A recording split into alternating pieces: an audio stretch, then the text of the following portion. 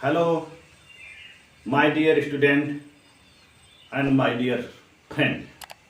मेरे इस YouTube channel में आप सभी लोगों का स्वागत है।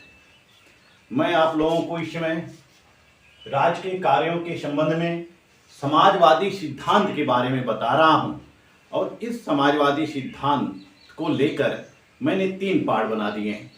पहला पार्ट था काल्पनिक समाजवाद, जो ऐसे विचारक जो समाजवाद की धारणा प्रस्तुत करते हैं वो एक ऐसे समाज की रचना करना चाहते हैं जहां पर सभी लोग समान हों, सभी लोग स्वतंत्र हों, सभी लोगों को समान मूलभूत आवश्यकताएं प्राप्त हों, लेकिन वह ऐसी व्यवस्था करना चाहते हैं अपने चिंतन में कि उनका चिंतन साकार नहीं होता है, व्यवहार के धरातल पर उसको क्रियान्वित नहीं किया जा सकता है। ऐसे विचारकों को हम स्वप्नलोकी समाजवाद के नाम से जानते हैं। दूसरी विचारधारा आती है मार्क्सवादी कार्ल मार्क्स का समाजवाद। कार्ल मार्क्स के समाजवाद को हम वैज्ञानिक समाजवाद के नाम से जानते हैं, क्योंकि कार्ल मार्क्स ही ऐसा प्रथम विचारक था जिसने वैज्ञानिक तरीके से समाजवाद की अवधारणा को प्रस्तुत किया। उसने ऐतिहासिक परिस्थितियों का अध्ययन किया, अतीत का अध्ययन किया, वर्तमान का अध्ययन किया और उसके पश्चात अपना साम्यवादी राज्य प्रस्तुत किया लोगों के समक्ष दास कैपिटल में और कम्युनिस्ट मैनिफेस्टो में। तो मार्क्स का जितना भी चिंतन है वो बिल्कुल वैज्ञानिक तरीके से उसने किया है। इसलिए मार्क्स के समाजवाद को हम वैज्ञानिक समाजवाद के नाम से जानते हैं। मेरा आज का वीडियो है समाजवादी सिद्धांत, राज्य के कार्य के समाजवादी सिद्धांत। आज का जो वीडियो है यह समाजवादी सिद्धांत का पार्ट 3 होगा, जो कि जिसमें समाजवाद का अर्थ, परिभाषा, मूल सिद्धांत और आलोचनाओं से आपको अवगत कराया जाएगा, जो कि बीए प्रथम वर्ष के द्वितीय सेमेस्टर के परीक्षार्थियों के लिए बहुत ही महत्वपूर्ण है। यह आपके सिलेबस से चयन किया गया है। तो आइए चलते हैं समाजवाद की तरफ। समाजवाद राज्य के कार्य और समाजवादी सिद्धांतों के परिप्रेक्ष्य में समाजवाद का अर्थ। सबसे पहले हम लेते हैं कि समाजवाद क्या है। What is socialism? समाजवाद क्या है? What is socialism? यह समाजवाद क्या है? ये जो समाजवाद है यह अंग्रेजी भाषा के अंग्रेजी भाषा का सोशलिज्म का हिंदी रूपांतर है। समाजवाद क्या है? अंग्रेजी भाषा का हिंदी रूपांतर है। सोशलिज्म का मतलब है समाजवाद। और जो सोशलिज्म शब्द बना है यह सोशियस से बना है। सोशियस से बना है, जिसका अर्थ होता है समाज। जिसका अर्थ क्या होता है? समाज होता है। सोशियस जिसका अर्थ होता है समाज। यह समाज को केंद्र मानता है। जहां हम देखते हैं कि व्यक्तिवादी विचारधारा में व्यक्ति को केंद्र माना जाता है, उदारवादी विचारधारा में व्यक्तिवाद को महत्वपूर्ण माना जाता है, लेकिन राज्य को अधिक से अधिक कार्य सौंप दिए जाते हैं। इसी तरह से आदर्शवादी विचारधारा में राज्य को महत्वपूर्ण माना जाता है, राज्य को सब कुछ मानकर ही चिंतन किया जाता है, सारे कार्य राज्य के हित में ही होना चाहिए। विभिन्न विचारधारा हम देखते हैं कि विभिन्न विचारधाराओं का एक न एक पक्ष है, एक न एक बिंदु महत्वपूर्ण है। उसी बिंदु को मानकर ये अपना सारा चिंतन करते हैं, अपने व्यू देते हैं, विचार देते हैं। इसी तरह से समाजवाद जो शब्द है वह अंग्रेजी भाषा के सोशलिज्म का हिंदी रूपांतर है। यह सोशलिज्म शब्द सोशियस से बना है। यह सोशियस से बना है। सोशियस का अर्थ होता है समाज। यह समाजवाद समाज को केंद्र मानता है। किसको केंद्र मानता है? समाज को केंद्र मानता है। यह चाहता है कि जो मूलभूत सुविधाएं हो, मूलभूत आवश्यकताएं हो, वह संपूर्ण समाज के लिए हो। जहां व्यक्तिवाद केवल व्यक्ति को ही केंद्र मानता है, वह कहता है कि व्यक्ति के स्वतंत्रता में, व्यक्ति के विकास में राज्य का कोई हस्तक्षेप नहीं होना चाहिए। वहीं अब यह समाजवादी सिद्धांत कहता है कि राज्य को समाज को केंद्र मानना चाहिए, हमें समाज को केंद्र मानना चाहिए और समाज में समरसता लाना चाहिए, समानता लाना चाहिए, स्वतंत्रता लाना चाहिए। प्रत्येक व्यक्ति स्वतंत्र हो, प्रत्येक व्यक्ति समान हो, प्रत्येक व्यक्ति को आर्थिक संसाधन उपलब्ध हो और कोई छोटा न हो, कोई बड़ा न हो, कोई अमीर न हो, कोई गरीब न हो, कोई ऊंच न हो, कोई नीच न हो। इस तरह से यह एक समानता, आर्थिक समानता की बात करता है। यह मूलतः की समानता की बात करता है, आर्थिक समानता की बात करता है। यह चाहता है कि जो संपत्ति है या पूंजी है, जैसा कि हम देखते हैं कि पूंजीवाद में या मार्क्सवादी विचारधारा में पूंजी का केंद्रीकरण हो जाता है। पूंजी कुछ ही व्यक्तियों के हाथों में समाहित हो जाती हैं, यानी कि जो प्राकृतिक संसाधन होते हैं, जो उत्पादन और वितरण की प्रणाली होती है, वह केवल कुछ ही लोग तक सीमित हो जाती है। यहाँ पर समाजवादी धारणा के अंतर्गत उत्पादन और वितरण की जो प्रणाली है, की जो व्यवस्था है, उस पर नियंत्रण किसका होना चाहिए? सामूहिक नियंत्रण होना चाहिए, यानी कि राज्य का नियंत्रण होना चाहिए। जब राज्य के द्वारा नियंत्रण किया जाएगा तो राज्य किसी प्रकार का भेदभाव नहीं करेगा, ऊंच नीच, अमीर गरीब, अच्छा बुरा, भाई भतीजावाद इत्यादि ये सब व्यवस्थाएं इस समाजवाद में नहीं होगी, बल्कि समाजवाद में क्या होगी? हर व्यक्ति को अपने कार्य के अनुसार और अपने क्षमता के अनुसार जो जितना कार्य करेगा उतने उसको वेतन दिया जाएगा। हर व्यक्ति को अपनी योग्यता के अनुसार, उसके कार्य के अनुसार यह उसको पारिश्रमिक प्राप्त होगा, लाभ प्राप्त होगा। जबकि जहां मार्क्सवादी विचारधारा कहती है कि हर व्यक्ति को उसके कार्य के अनुसार और उसके आवश्यकता के अनुसार, यानी कि वह जितना वह कार्य करे, लेकिन अगर कार्य नहीं करता है, उसको आवश्यकता कम कार्य करता है तो भी उसको अधिक की आवश्यकता होती है तो भी उसको दिया जाना चाहिए। लेकिन समाजवाद नहीं करता है। समाजवाद यह करता है जो जितना कार्य करेगा उसको उतना ही लाभ मिलेगा, उतना ही पारिश्रमिक मिलेगा, उतनी ही मजदूरी मिलेगी। यदि वह 10 घंटे कार्य करता है उसको 10 घंटे का वेतन दिया जाना चाहिए, 10 घंटे की मजदूरी दिया जाना चाहिए। तो इस तरह से जो समाजवाद है यह समाज को केंद्र मानता है। यह हर प्रकार की विषमता का अंत करना चाहता है, चाहे वह जातिगत विषमता हो, चाहे धर्मगत विषमता हो, चाहे ऊंच नीच की विषमता हो, अमीर गरीब की विषमता हो, किसी भी प्रकार की जो विषमता है उसको नष्ट करना चाहता है और ये समानता की स्थापना करना चाहता है, जहां पर सभी लोग आपस में भाई भाई हों। सभी लोग क्या हों? आपस में भाई भाई हों। कोई किसी का शोषण न करे, जिसका जितना है उसका उतना हिस्सा उसे मिलना चाहिए। तो इस तरह से यह जो समाजवाद है यह भौतिक और आर्थिक शक्तियों का मानवीय शक्तियों के द्वारा संचालन चाहता है। यह क्या करता है? आर्थिक और भौतिक संसाधनों। तो इस तरह से हम देखते हैं कि समाजवाद के अंतर्गत यह स्वतंत्रता स्थापित करना चाहता है, समानता स्थापित, बंधुत्व की भावना इसके अंदर होती है, यह बंधुत्व स्थापित करना चाहता है, शोषण से मुक्ति करना चाहता है, एक समानतापूर्ण समाज की स्थापना करना चाहता है। जैसा कि हम देखते हैं कि चार्ल्स फूरियर का भी चिंतन वही है, रॉबर्ट ओवन का वही है, सेंट साइमन का वही है। हम बाद में आ जाते हैं कार्ल मार्क्स है, वैज्ञानिक समाजवाद की अवधारणा प्रस्तुत करता है। कार्ल मार्क्स के जितने अनुयायी होते हैं, जैसे कि लेनिन होता है, स्टालिन होता है, ट्रॉट्स्की होता है, माओ से तुंग होता है, ये जो रूसी और चीनी विचारक होते हैं, यह साम्यवादी विचारधारा के पोषक होते हैं। ये मार्क्स के चिंतन को आगे बढ़ाते हैं और व्यवहार रूप में उसको लागू भी करते हैं। वही हम भारतीय दृष्टिकोण से देखें तो भारत में कौन कौन समाजवादी हैं? जयप्रकाश नारायण का समाजवाद देख सकते हैं, राम मनोहर लोहिया का देख सकते हैं, राम मनोहर लोहिया का हम देख सकते हैं समाजवाद। आचार्य नरेंद्र देव का समाजवाद देख सकते हैं, आचार्य नरेंद्र देव का समाजवाद देख सकते हैं। गांधी जी का देखते हैं, गांधी जी, नेहरू इत्यादि जितने विचारक हैं ये क्या समाजवादी हैं, ये भी एक प्रकार की समानतापूर्ण समाज की स्थापना करना चाहते हैं। जैसा कि जयप्रकाश नारायण कहते हैं कि समाजवाद वर्ग विहीन समाज की स्थापना है। समाजवाद क्या है? वर्ग विहीन समाज की स्थापना है। वहीं आचार्य नरेंद्र देव कहते हैं कि समाजवाद एक ऐसे वर्ग की स्थापना करना चाहता है जिसमें ऊंच नीच अमीर गरीब जाति पाति का अंत हो, छोटा बड़ा का अंत हो, सभी लोग समान हो, शोषक का अंत हो, शोषित का अंत हो, यानी कि जहां शोषक और शोषित वर्ग दोनों का अंत हो, जहां शोषण की व्यवस्था का अंत हो।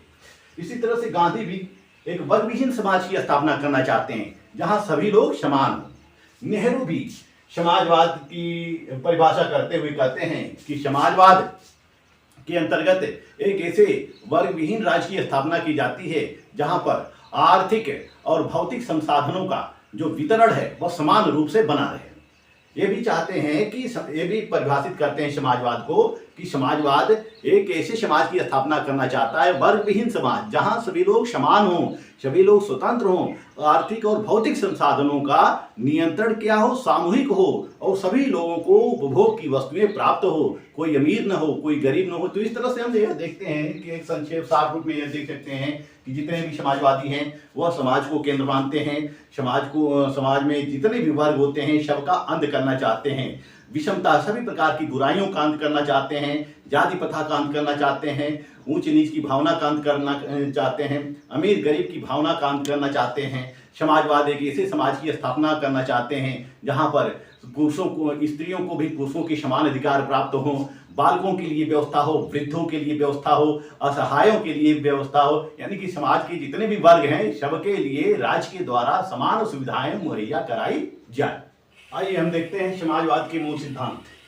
समाजवाद के मूल सिद्धांत क्या है? समाजवाद का मूल सिद्धांत है क्या? पहला, समाजवाद पूंजीवाद का अंत चाहता है। जैसे कि व्यक्तिवादी व्यवस्था में, व्यक्तिवादी व्यवस्था जब आती है तो उस समय व्यक्तियों को खुली स्वतंत्रता प्राप्त हो जाती है और अहस्तक्षेप नीति का समर्थन करता है। यह व्यक्तिवाद है।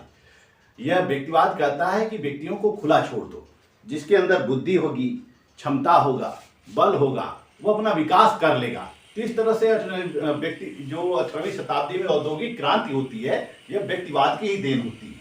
व्यक्तिवादी विचारधारा के परिणाम स्वरूप औद्योगिक क्रांति होती है और उद्योग धंधे स्थापित हो जाते हैं। परिणाम यह होता है कि पूंजी कुछ ही लोगों में केंद्रीकृत हो जाती है, एकत्रित हो जाती है।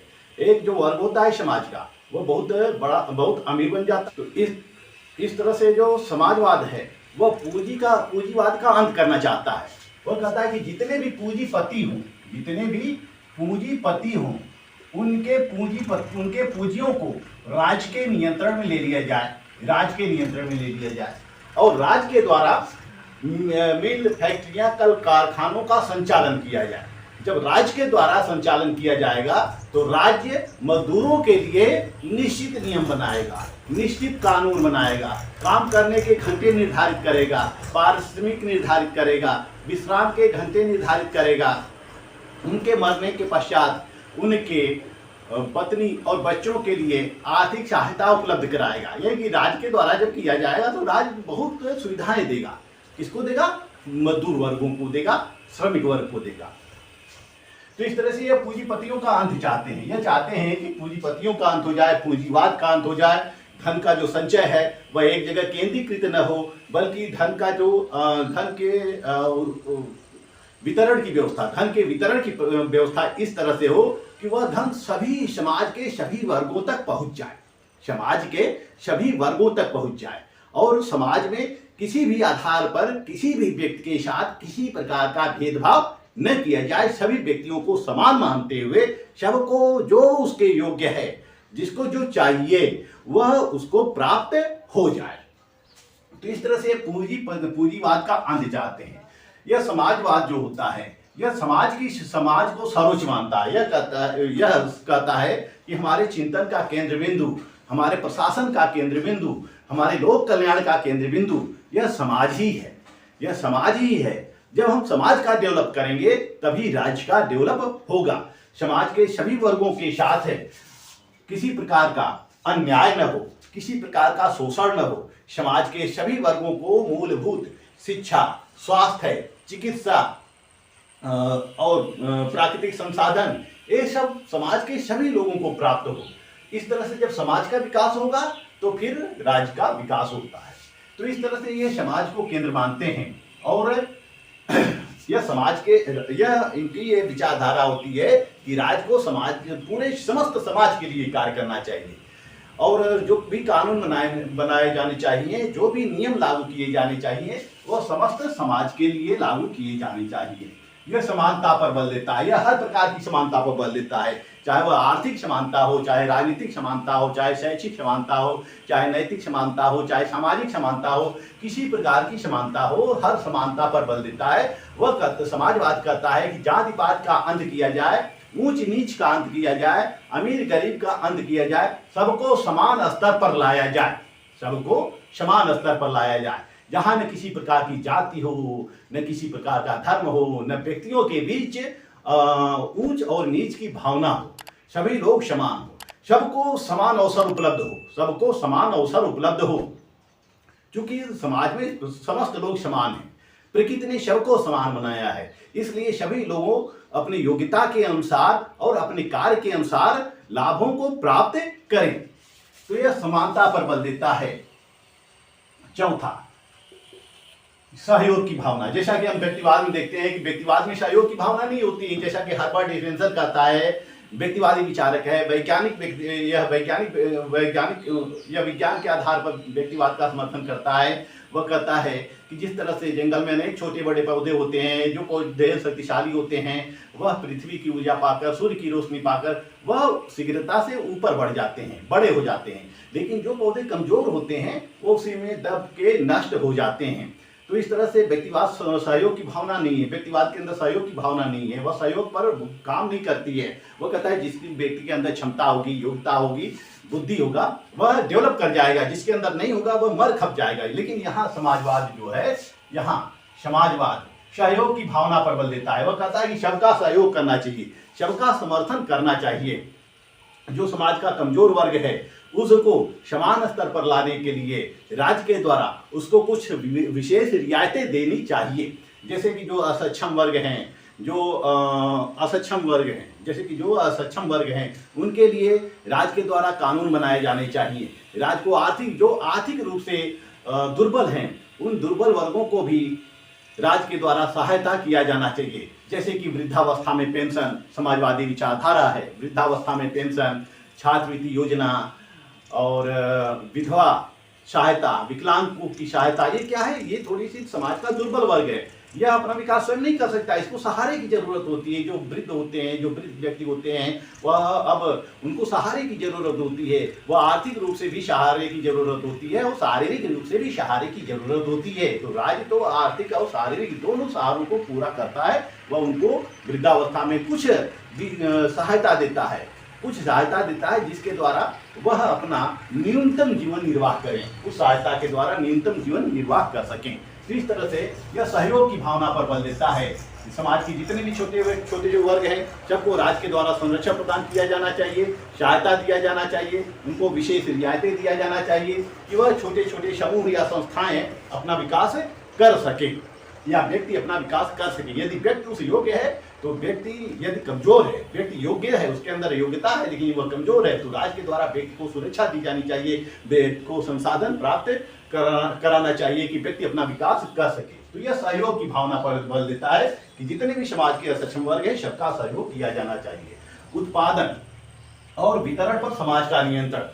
यह कहता है कि उत्पादन और वितरण पर समाज का नियंत्रण होना चाहिए, समाज का नियंत्रण होना चाहिए। जैसे कि व्यक्तिवाद में हम देखते हैं कि उत्पादन और वितरण के जितने भी संसाधन होते हैं वह पूंजीपतियों के हाथ में होते हैं, वह अधिक पूंजीपतियों के हाथ में होता है, वह अधिक से अधिक काम लेते हैं और न्यूनतम वेतन देते हैं, उनको कम से कम वेतन देते हैं। इस तरह से शोषण की परंपरा प्रारंभ होती है। लेकिन यहाँ पर राज्य के द्वारा जब उत्पादन और वितरण की व्यवस्था की जाएगी तो राज्य किसी प्रकार का शोषण नहीं करेगा, लोगों को समान रूप से पारिश्रमिक निर्धारित करेगा, लोगों की भर्ती करेगा, उनकी योग्यता के आधार पर उनकी भर्ती करेगा, किसी प्रकार का भेदभाव नहीं होगा, जातिगत, धर्मगत या किसी प्रकार का रिश्तेदारी का भी भेदभाव इसमें नहीं होगा। तो उत्पादन और वितरण पर यह राज्य का नियंत्रण चाहते हैं, ये समाज का नियंत्रण चाहते हैं। जब समाज का नियंत्रण होगा तो कोई भी व्यक्ति शोषण का शिकार नहीं हो पाएगा। जब समाज का नियंत्रण होगा तो समाज के समस्त वर्गों तक यह लाभ पहुंचेगा, सभी समाज के सभी सदस्यों को लाभ पहुंचेगा, शोषण की व्यवस्था का अंत होगा, ऊंच नीच का अंत होगा। तो इस तरह से जितने भी उत्पादन के साधन हैं और वितरण प्रणाली है वह समाज पे नियंत्रण होना चाहिए। वितरण प्रणाली का मतलब क्या होता है, जैसे कि जो बंटवारा होता है, जो संसाधनों का बंटवारा होता है, लाभ का बंटवारा होता है, वह लाभ का बंटवारा समाज के सभी वर्गों को चाहिए। यदि किसी एक विशेष वर्ग का शासन स्थापित हो जाता है तो वह उत्पादन और वितरण का बंटवारा क्या करता है, अपने लोगों तक करता है, केवल अपने लोगों के लिए करता है। लेकिन जब समाज का नियंत्रण स्थापित हो जाता है तो वह समाज में केवल योग्य लोगों को ही करता है, समाज में योग्य लोगों को करता है, असक्षम लोगों को करता है। आंगिक एकता पर बल, समाजवाद आंगिक एकता पर बल देता है। समाजवाद आंगिक एकता पर बल देता है। वह कहता है कि जिस तरह से यह हमारा हाथ, हमारा शरीर है, शरीर के सारे अंग शरीर में समाहित हैं और सभी अंगों का अपना विशेष कार्य है। हाथ के बिना शरीर का अस्तित्व नहीं है, पैर के बिना शरीर में, मतलब जितने हाथ, पैर, आंख, नाक, कान जितने भी है सबका एक विशेष महत्व है। इसी तरह से समाज में भी जो व्यक्ति होते हैं वह क्या होते हैं, ये समाज के अंग होते हैं। समाज में सभी व्यक्तियों का योगदान होता है, सभी व्यक्तियों का योगदान होता है, सारे व्यक्तियों से समाज का निर्माण होता है। राज एक सकारात्मक अच्छाई है, राज एक सकारात्मक अच्छाई है। समाजवादी मानते हैं कि राज एक सकारात्मक अच्छाई है, वहीं व्यक्तिवादी ये मानते हैं कि राज एक बुराई, आवश्यक बुराई है। राज एक आवश्यक बुराई है। वह कहता है कि राज को कम से कम कार्य करनी चाहिए, राज को कम से कम कार्य करना चाहिए। वह राज को एक पुलिस राज की तरह से बनाना चाहते हैं। जैसा कि पुलिस का कार्य होता है केवल चोर डाकुओं से रक्षा, समाज का चोर डाकुओं से रक्षा करना, राज की सुरक्षा करना, यही सब कार्य राज का होना चाहिए। और राज को कोई भी कार्य नहीं करना चाहिए, यहाँ तक कि चिकित्सा का कार्य, शिक्षा का कार्य, स्वास्थ्य का कार्य, लोक कल्याणकारी कार्य, ये सब राज को नहीं करना चाहिए। ये सब व्यक्ति कर लेंगे, जिनके अंदर क्षमता होगी वह अपना कर लेंगे। तो यह राज्य को कम से कम कार्य सौंपते हैं। लेकिन यहाँ पर समाजवादी राज को एक अच्छाई मानते हैं, यह राज्य को एक अच्छाई मानते हैं। वह कहता है, ये समाजवादी कहते हैं कि राज्य को वे सारे कार्य करने चाहिए जो लोक कल्याण के लिए निहित हो, लोक कल्याण के लिए निहित हो, जिसमें सबका कल्याण हो, जिसमें सभी व्यक्तियों का कल्याण हो, सभी का कल्याण हो, जिसमें सभी का कल्याण हो। यानी कि यह अधिक राज्य को सारे कार्य किसको सौंपते हैं, राज्य को ही सौंपते हैं। जैसा कि हम जानते हैं कि राज्य के द्वारा वर्तमान में सारे कार्य संपन्न किए जाते हैं। एक बच्चा जब पैदा होता है तो उसे जन्म से लेकर कब्र तक सारे कार्य किसके द्वारा किए जाते हैं, राज्य के द्वारा किए जाते हैं। यानी कि राज्य की कार्य क्षेत्र इतना बढ़ गया है कि व्यक्तियों का कार्य क्षेत्र नजर ही नहीं आ रहा है, सब कुछ राज्य के द्वारा ही संपादित किया जा रहा है। तो राज्य एक सकारात्मक अच्छाई है। यह सभी राज्य ऐसे सभी कार्यों को करती है जिससे व्यक्तियों का नैतिक, चारित्रिक, मानसिक, शैक्षणिक, आध्यात्मिक, आर्थिक विकास होता है। तो राज्य विकास के लिए सारे कार्य को संपादित करती है। यह जो है एक प्रजातांत्रिक विचारधारा है, प्रजातांत्रिक डेमोक्रेटिक आइडियोलॉजी है समाजवाद। क्योंकि समाजवाद समाज के सभी लोगों के लिए बात करता है, समस्त वर्गों के लिए बात करता है। तो ये जो समाजवाद है ये क्या है, एक लोकतांत्रिक विचारधारा है। जैसा कि लोकतंत्र में हम कहते हैं कि सब समान है, सब स्वतंत्र हैं, सबके पास अधिकार हैं, सभी लोग समान है, तभी तो लोकतंत्र होगा। सबको राजनीतिक अधिकार है, आर्थिक अधिकार है, शैक्षणिक अधिकार है और सामाजिक अधिकार सबको प्राप्त है। लोकतंत्र में सभी लोग समान हैं और लोकतंत्र के द्वारा जो स्थापित सरकारें होती हैं वह बहुमत पर आधारित होती हैं। तो इसी तरह से इबन स्टीन कहते हैं, इबन स्टीन महोदय, इबन स्टीन कहते हैं कि साम्यवाद और समाजवाद उतने ही विरोधी हैं जितना कि उदारवाद और सर्वाधिकारवाद।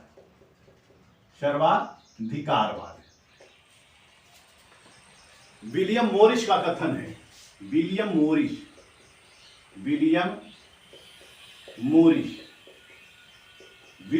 का कथन है कि समाजवाद के अंतर्गत व्यक्ति पहले की अपेक्षा अधिक स्वतंत्र होगा। समाजवाद के अंतर्गत व्यक्ति पहले की अपेक्षा अधिक स्वतंत्र होगा, स्वतंत्रता और अधिक व्यापक रूप में वितरित होगी। यह कौन कहता है, विलियम मोरिस कहते हैं कि व्यक्ति क्या होगा, स्वतंत्र होगा समाजवाद में और बहुत बड़े पैमाने पर उसको स्वतंत्रता प्राप्त होगी। वही लेडलर कहते हैं,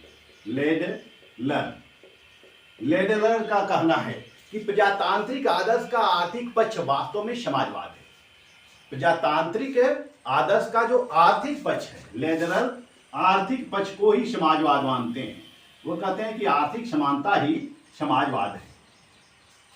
CEM जोड़, CEM जोड़ कहते हैं कि मनुष्य स्वभावतः कामचोर नहीं है, वह केवल कठोर और गंदे और अत्यधिक परिश्रम कार्यों से बचना चाहता है। CEM जोड़ का कहना है कि मनुष्य स्वभावतः कामचोर नहीं है, बल्कि वह केवल कठोर कामों से बचना चाहता है, गंदे कामों से बचना चाहता है, वह अत्यधिक परिश्रम नहीं करता है, अधिक परिश्रम से बचना चाहता है। इसीलिए वेवेल ने समाजवाद को दर्शन का पूरा संसार कहा है। दर्शन का पूरा संसार। वह कहते हैं कि समाजवादी विचारधारा ऐसी विचारधारा है, समाजवादी विचारधारा ऐसी विचारधारा है जो कि जिसमें दर्शन का पूरा संसार ही समाहित है। तो इस तरह देखते हैं कि विभिन्न विचारक जो होते हैं वह समाजवादी राज्य की स्थापना पर बल देते हैं, क्योंकि समाजवादी राज्य में सबके अधिकार सुरक्षित होते हैं, सबकी स्वतंत्रता सुरक्षित होते हैं, सभी लोगों तक उपभोग की वस्तुएं पहुंच पाती हैं, आर्थिक और प्राकृतिक संसाधनों पर राज्य का नियंत्रण स्थापित हो जाता है। जब राज्य का नियंत्रण स्थापित हो जाता है तो राज्य समस्त समाज के लिए कानून, राज्य अपने नागरिकों के लिए कानून बनाती है, सारे नागरिक उस कानून का पालन करते हैं और अपने हित में यह जानते हुए कि यह कानून हमारे हित में है, इसलिए उसका पालन करते हैं। भाई भतीजावाद का अंत हो जाता है, आर्थिक विषमता का अंत हो जाता है, पूंजी का केंद्रीकरण नहीं होता है, पूंजीवाद का अंत हो जाता है, पूंजीपतियों का अंत हो जाता है। इस तरह से समाज क्या होता है, एक वर्गविहीन समाज की स्थापना होती है, जिसमें राज्य को सारे कार्य सौंप दिए जाते हैं, राज्य ही सभी कार्यों को संपादित करता है।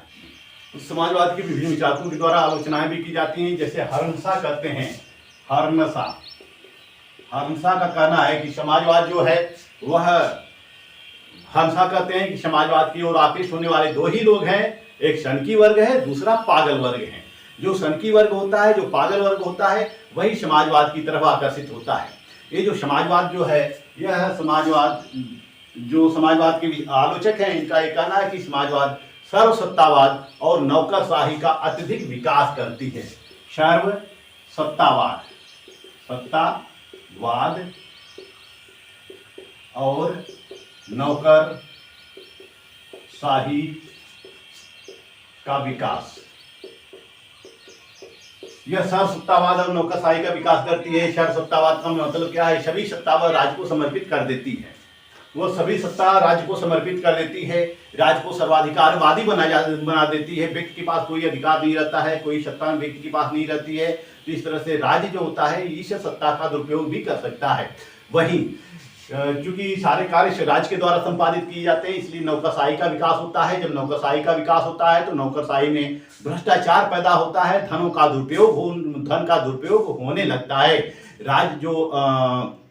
राज्य का जो संसाधन होता है, वो राज्य का जो संसाधन होता है, राज्य की जो आय होती है, उनका दुरुपयोग होने लगता है। जैसा कि हम जानते हैं कि जो ब्यूरोक्रेसी होती है, जो नौकरशाही होती है, कितना भ्रष्टाचार होता है कि सरकारी कार्य को संपादित करने में कई वर्ष लग जाते हैं, सरकारी धन का दुरुपयोग होता है, कभी कभी बजट का दुरुपयोग हो जाता है, फिर पता चलता है कि यह कार्य सफल नहीं है और बजट, यह कभी कभी ऐसा होता है कि सरकार के द्वारा बजट दे दिया जाता है और बाद को कार्यों को अधूरा पूरा करके, यानी कार्यों को अधूरा करके छोड़ दिया जाता है और इस तरह से सरकारी धन का दुरुपयोग होने लगता है। इसमें जो उत्पादन की गति होती है वह बहुत मंद होती है। उत्पादन की गति जो होती है वह बहुत मंद होती है, क्योंकि जब कार्य सभी के द्वारा किए जाते हैं तो किसी के द्वारा नहीं किए जाते हैं। जब कार्य एक व्यक्ति के द्वारा किए जाते हैं तो वह कार्य अच्छे ढंग से संपादित कर सकता है, अच्छे ढंग से संचालित कर सकता है, लेकिन वही कार्य सभी व्यक्तियों को सौंप दिए जाए, कोई भी अच्छे ढंग से कर नहीं पाता है। तो इस तरह से समाजवाद में जो उत्पादन की गति होती है, कोई इंटरेस्ट नहीं लेता है, कोई रुचि नहीं लेता है, क्योंकि सभी लोग समान होते हैं, कोई कार्य करेगा तो भी, न करेगा तो भी सबको पारिश्रमिक समान मिलना होता है। तो ऐसी स्थिति में यह कार्य जो होता है राज्य के द्वारा संपादित किए जाते हैं। जो नौकरशाही होती है, जो नौकरशाही वर्ग होता है, कार्यों में रुचि नहीं लेता है। इस तरह से उत्पादन की गति, कार्यों की गति मंद हो जाती है। कुछ विचारकों का कहना है कि यह जो है अलोकतांत्रिक और अलोकतांत्रिक और स्वतंत्रता विरोधी विचारधारा है।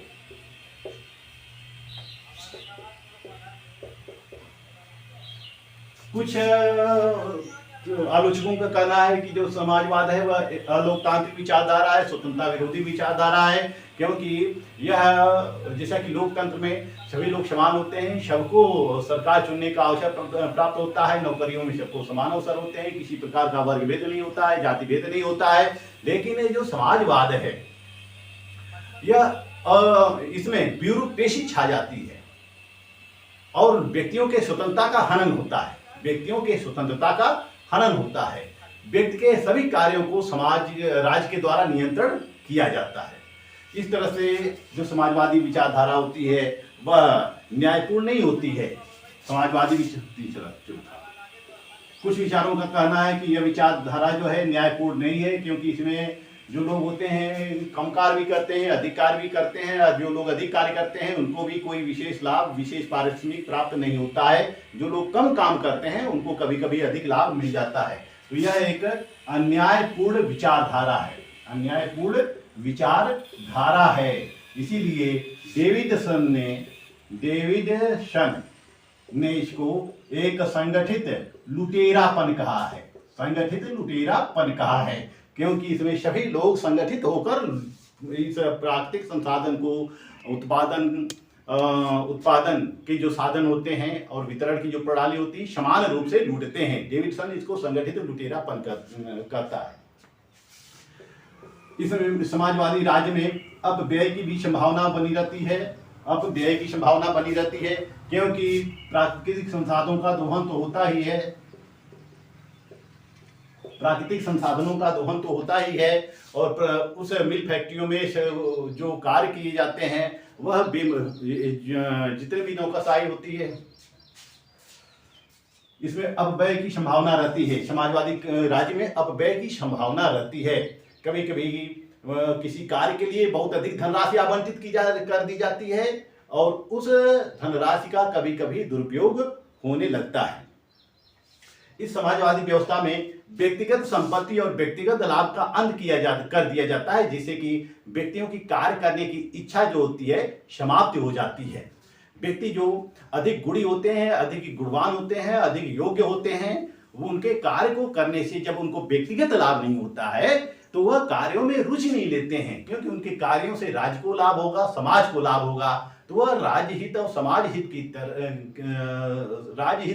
हित की अपेक्षा अपने हित को अधिक पसंद करते हैं। व्यक्तियों को जब तक लाभ नहीं होगा तब तक वह कार्य के लिए आकृष्ट नहीं होंगे। तो इस तरह से समाजवाद की आलोचनाएं भी की जाती हैं, लेकिन वर्तमान समय में हम देखते हैं कि अधिकांश राज्य समाजवादी राज्य हो गए हैं और समाजवाद ने एक नया कॉन्सेप्ट गढ़ लिया है जिसको हम वेलफेयर स्टेट कहते हैं, लोक कल्याणकारी राज्य कहते हैं। समाजवाद लोक कल्याण की बात करता है, वह कहता है कि सभी लोगों का कल्याण होना चाहिए। तो मेरे प्यारे मित्रों और मेरे प्यारे विद्यार्थियों, ये रहा राज्य के कार्यों का समाजवादी सिद्धांत का अंतिम पार्ट, जिसमें मैंने आपको अर्थ बताया, परिभाषा बताया और मूल सिद्धांत बताया, जो कि यूनिवर्सिटी की परीक्षाओं के लिए, स्पेशली बीए की परीक्षाओं के लिए बहुत ही महत्वपूर्ण है। मेरा अगला वीडियो होगा लोक कल्याणकारी राज्य के कार्यों के ऊपर लोक कल्याणी राज्य की अवधारणा पर। यह मेरा वीडियो आप लोग देखते रहिए और इससे आपको विभिन्न परीक्षाओं में काफ़ी महत्वपूर्ण तथ्य प्राप्त होंगे। मेरा वीडियो आपको अच्छा लगे तो लाइक, सब्सक्राइब और शेयर जरूर कीजिएगा। मिलते हैं फिर अगले वीडियो में, तब तक के लिए धन्यवाद।